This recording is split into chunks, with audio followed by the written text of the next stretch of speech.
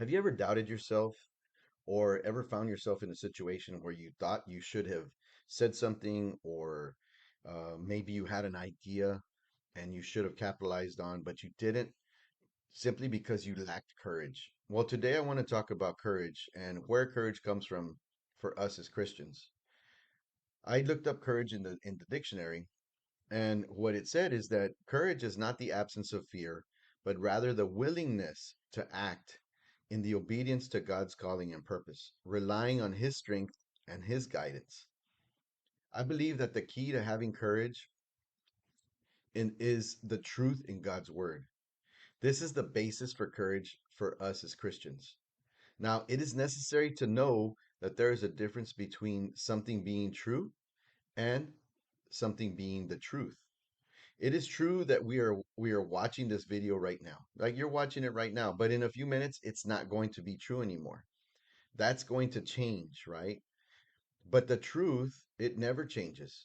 Just like the sun is always there on the other side of the clouds, even though you don't see it, the truth never changes.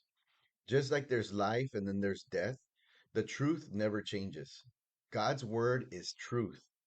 And here are just a few scriptures of truth that we can rely upon for courage in times of trouble. We can rely on them because God's word says to us that his word does not return to him void or empty, but it will accomplish everything he sent it out to accomplish. That's in Isaiah 55:11. Joshua 1:9 says, have I not commanded you? Be strong and of good courage. Do not be afraid. Do not be dismayed, for the Lord your God is with you wherever you go. John 16:33. These things I have spoken to you, that in me you may have peace. But in the world you will have tribulation and troubles.